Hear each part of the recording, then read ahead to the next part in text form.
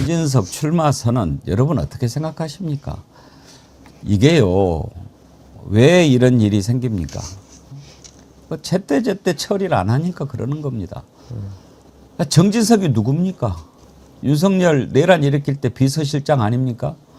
윤석열 내란 당시 비서실장 이렇게 소개를 해야 되는데 뉴스 보니까 눈치 보느라고 윤석열 마지막 비서실장 그렇게 하더라고. 무슨 뭐 그런 것도 이름 붙이는 게 나는 마음에 안 들어요.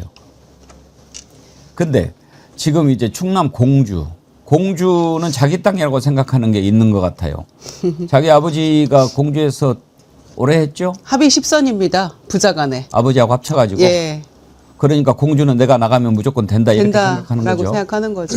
공주 시민들은 어떻게 보는 거예요? 근데 그러니까 수호지심이 없는 거예요. 부끄러운 줄을 모르는 거잖아요.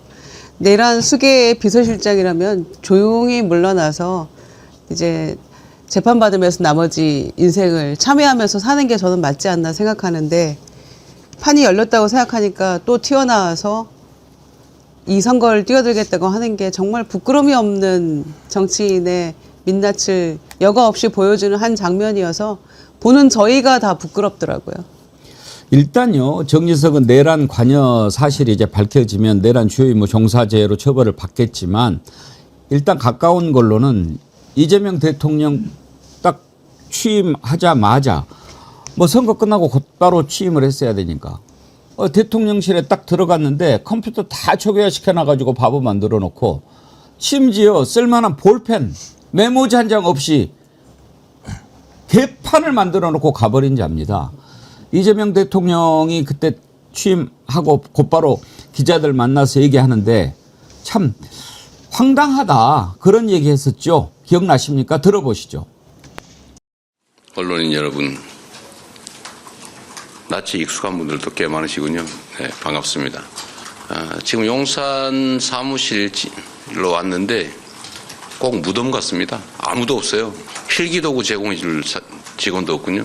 컴퓨터도 없고 프린터도 없고 황당무계합니다. 그래도 다행히 준비된 게 있어서 인선 발표를 하도록 하겠습니다. 저게 아니 김주영 의원님 그때 강유정 대변인도 뭐 볼펜 하나 없어가지고 예를 먹었다. 복사도 못하고. 이 도대체 언제적 18세기 얘기입니까? 그래서 우리 모두 진짜 공부는 했었는데 그걸 생각하면 본인이 지금 이거 그 보궐선거 나오겠다고 고개 들이미는 게 이게 너무한 일 아닙니까? 어떤 속에서 이 나오는 욕설을 해도 시원치 않을 판이에요, 사실은. 그 증거 인멸도 인멸이지만 그 다음 정부를 이렇게 인수인계하는데 최소한도 기본적인 일은 볼 수 있게끔 해놔야 될 거 아닙니까? 그러니까 공직자로서의 마인드조차 없는 거 아닙니까? 상식이 없는 사람들이고 공직자의 자격조차도 아까운 사람들이죠. 그러니까 이 사람들이 그때 아까 이제 앵커님이 오프닝에 잘 설명해 주셨습니다마는 뭐 PC 천여 대의 증거인멸 시도뿐만 아니라 사실은 그때 그 윤재순 총무비서관이었나요? 그 양반이 제철소 용광로에 넣어서 폐기하라 뭐 이런 보도들까지도 있었기 때문에 윤재순과 정진석이 합작으로 청와대에 있는 모든 기물들과 증거들을 인멸하려고 했다라는 것은 이미 보도를 통해서 다 드러난 사실관계라고 보고 이제 이런 인물이 보수 재건을 위해서 저는 어제 SNS에 그런 글을 정진석 씨가 올렸던데요. 국회 민주주의 회복을 위해서 복귀한다라는 그런 말을 했어요. 이게 말이 되는 얘기입니까? 아니 국회 민주주의를 무너뜨리려고 했던 작자들이 다시 들어와가지고 뭐 민주주의 회복을 시킨다고요? 이거 국민들을 무시하는 행위고요. 이거는 뭐 용납할 수 없는 일이고 사실상의 윤석열의 옥중 출마와 다를 바 없다고 저는 생각합니다. 김종호 원장님 청와대에도 근무하셨지만 아니 정부가 이렇게 넘어오면 기본적으로 행정적으로 이어지는 일들은 할 수 있어야 할 거 아닙니까? 아니, 그것은 뭐 상식적인 거죠. 뭐 저희가 그걸 여기서 굳이 입으로 얘기해야 되는 것 자체가 제가 잘못한 거죠. 아니 그런 건 아니고요. 그러니까 지금 걸려 있는 게 공용 전자기록 손상, 컴퓨터 없애버려라 이런 거, 대통령 기록물 관리법 위반, 그다음에 직권 남용 이런 혐의로 지금 피의자 신분이잖아요. 근데 저는 진짜 정진석은 사람 같지 않은 자 같아요. 내용이 그런 겁니다. 지금의 비상 상황에서 당과 보수의 재건을 위한 마지막 책무를 외면할 수 없어서 출마를 결심했다. 지금의 비상 상황을 누가 만들었습니까? 윤석열이 만든 거 아닙니까? 윤석열의 비서실장 아니었어요?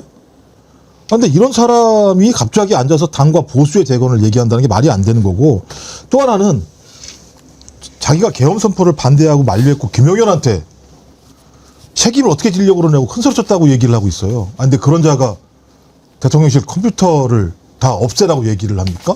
아, 증거를 남겨가지고 내란의 흔적이 어떤 건지 알려내는 게 핵심적인 내용인데 이런 식으로 또 거짓말하고 있고, 거기다가 그럼에도 불구하고 어떻게 인간적으로 절윤을 할 수 있느냐라는 얘기까지 하고 있는 상황이면, 저는 이미 국민의힘의 지도부와 정진석은 이번 보궐선거를 기화로 해서 윤 어게인을 결집시키려고 했다라고 하는 부분을 이것으로 확인할 수 있는 거기 때문에, 이번 선거와 관련해서 아마 국민의힘 내부에는 그럴 거예요. 야, 지금쯤 됐으면 내란을 좀 잊어버렸겠지? 국민들이? 이렇게 생각할지 모릅니다. 그렇죠. 지나갈 일이야. 그 윤상현이가 윤상현이가 얘기한 거 아닙니까? 그랬을 1년만 지나면 돼.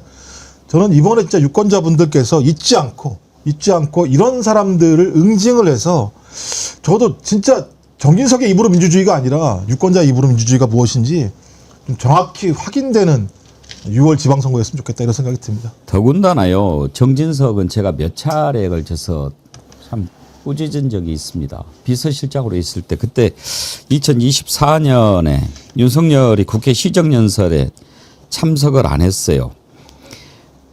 그때 보수 매체들까지도 그러면 안 된다, 이거는 이러는 거 아니다 라고 했는데, 나중에 알고 보니까 정진석이가 내가 가지 마시라고 했다, 그랬다고 이야기를 했어요. 국회 운영이 나와서 그렇게 얘기했죠. 아니, 이자가 국회의원을 5번 했나요? 예, 그리고 부의장까지 하고. 국회 부의장까지 했던 자가 예. 국회 시정연설에 대통령이 참석하는 것을 내가 말렸다, 이런 자가 무슨 국회의원 한다는 겁니까? 안 간다고 해도 등 떠밀어서 그렇게 하시면 안 됩니다라고 절대 안 된다고 해야죠. 해야죠. 반드시 가야 됩니다라고 얘기를 해야 되는 것이고, 그런데 그 중재인 의원을 비서실장 앉혔을 때는 그 정도 역할을 해야 된다는 거 아니겠어요? 그런데 오히려 본인이 앞장서 가지고 의회 민주주의를 파괴하는 방향으로 대통령을 보좌했다라는 것은 심각한 문제가 있는 것이고 결격 사유죠.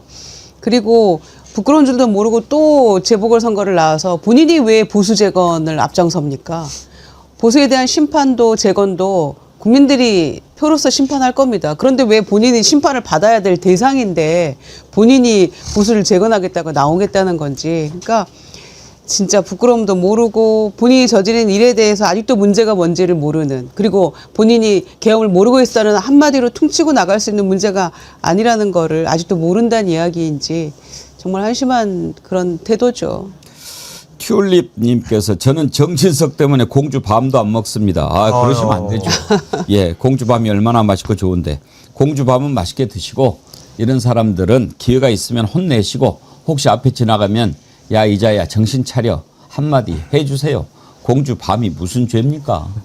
뭐 야가 밤 파는 것도 아니고. 아니, 그리고 또 이제 정진석이 절윤하는 건 그건 너무 가혹한 일이라고 얘기를 했거든요. 절윤이 가혹한 거래. 근데 MBC 보도가 나왔지 않습니까? 노상훈 수첩 얘기를 들어보면 권순일 전 대법관, 이재명 당시 민주당 대표, 김용수 대법원장, 문재인 전 대통령 이런 게 적혀 있고 수거 A급 처리 방안, 그러면서 이게 지금 연평도에 있는 거고, 이거 연평도에 777 사령부 요원들을 보냈다는 거잖아요. 거기다가 연평도만 있는 게 아니라 뭐 강원도 화천 탈북민 시설 같은 경우도 있다라는 거 아니에요. 그러면 진짜 고깃밥 만들고 체포하고 구금하고 고문하고 살해할 생각을 했던 윤석열과 절연하는 게 가혹한 일이라고 얘기하면, 아니 그 많은 사람들을 죽이려고 했던 자를 갖다가 감싸주는, 그러니까 살인마를 감싸주는 자가 보궐선거에 나오겠다라고 하는 얘기잖아요. 그러면 국민들한테 살인마를 뽑아달라라고 국민의힘이 얘기한다는 것밖에 안 되는 거 아니겠습니까? 그러니까 저는 이 가당치 않은 일들이 벌어지고 있는 상황이고, 이 부분에 대해서 국민의힘 나온 패널들은 뭐라 그러는지 알아요? 그 지역은 정진석 의원이 나와도 충분한 거 아닙니까? 이런 얘기들을 하고 앉아 있어요, 이 자들이. 이제 국정조사, 이재명 대통령 조작 기소 국정조사 특위가 끝났는데, 일단 이제 특검으로 넘어가서 주요 의혹들을 다 이제 하고 그러려고 하는데, 지금 논란이 되고 있는 것이 특검에서 수사를 해서 그 특검이 검찰로부터 내용을 이어받아서 공소를 취소할 수도 있게 이렇게 지금 만들었단 말이에요. 그래서 이제 국힘당에서는 너네들 뭐 완전히 공소 취소하려고 이렇게 하는구나라고 하는데 법률적으로 혹시 논란의 여지가 있나요, 김영남 의원님? 법률로서 정하면 글쎄요, 이걸 위헌 문제는 안 생길 것 같긴 한데 다만 이제 사회적으로 논란은 있을 수 있겠죠. 그러니까 기소한 주체와 공소 취소를 하는 주체가 달라지는 거잖아요. 그거는 뭐 위헌이라고 단정하기는 어려울 것 같은데 뭐 논란거리는 될 수 있겠죠. 선거에는 어떤 영향을 미칠 거라고 보십니까? 6월 3일 지나서 좀 현명한 대책입니다. 현명한 대책 방법입니다. 김정욱 원장님은 그 추진하는 거 어떻게 생각하십니까? 저는 그러니까 저희들이 원칙적인 얘기는 그런 거죠. 공소 자체가 허위라면 공소는 취소돼야 되는 게 맞죠. 근데 많은 정황 증거들을 보면 윤석열의 지시에 의해서 특수한 특수부 검찰들이 이재명을 비롯한 정적을 제거하기 위한 허위 공소였다라고 하는 부분들은 저는 시간이 지나면 밝혀질 거라고 생각을 합니다. 이제 그럼에도 불구하고 저는 기본적으로 이걸 누가 했냐? 검찰이 한 거잖아요.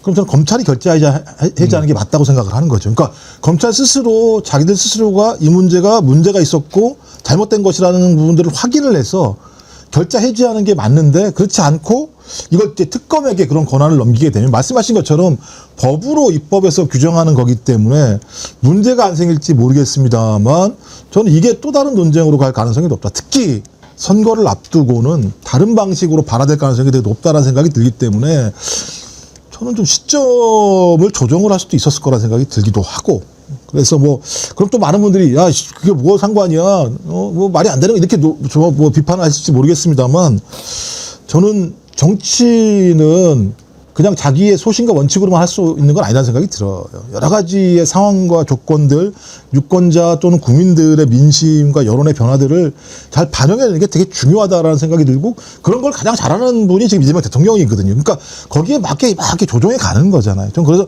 그런 면에서는 좀 유연성이라고 하는 측면과 관련해서 민주당의 31명이 지금 입법을 발의를 했더라고요.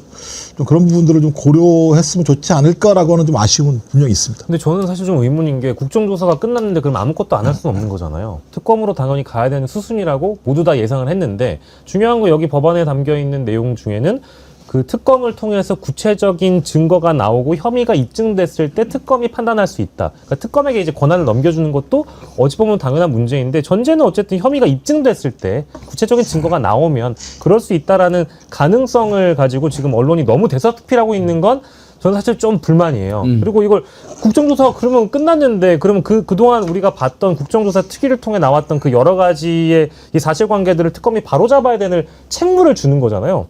이게 뭐가 잘못됐는지에 대한 저는 문제의식이 있습니다. 물론 선거 기간이기 때문에 당연히 좀 민감한 파트이긴 합니다만은 이거에 대해서 잘못됐다라고 지적할 수 있는 건 아닌 것 같아요. 애초에 국정조사 특위가 발족을 할 때 해서 만약에 조작이나 문제가 드러나면 특검으로 간다고 말했었어요. 그러니까 수순대로 가고 있는 건데 발의해 놓고 뭐 논의 시점이 지금 선거 기간에 뭐 모여서 하기는 쉽지 않을 거예요. 차차 하면 되죠. 이건 애초에 우리가 예고했던 바입니다. 그래서 박상용의 어떤 녹취록이랄지 이런 것들 다 들어봤을 때 문제가 심각하다는 건 드러난 주제의 사실이기 때문에 뭐 특검으로 가는 거는 당연한 순서라고 생각하고요. 그러나 이제 발의했으니까 논의를 언제쯤 해서 어떻게 국회에서 처리를 할 것인가 이 부분은 숙고하면 된다고 생각해요.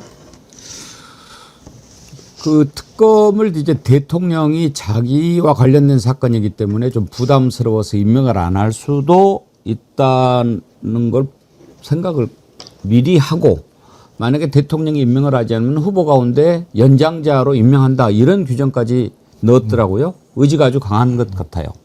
네. 그런 거 보면 이제 공소 취소를 특검이 할 수 있게 한다. 일단 특검이 구속영장을 청구할 수 있잖아요. 아, 그럼요. 기소권이 있잖아요. 아, 그럼요. 그러니까 공소 취소할 수도 있다. 이 논리는 논리적으로는 틀리지 않지요. 그러니까 그 헌법적으로 헌법에 반한다고 보기는 어려울 것 예. 같아요.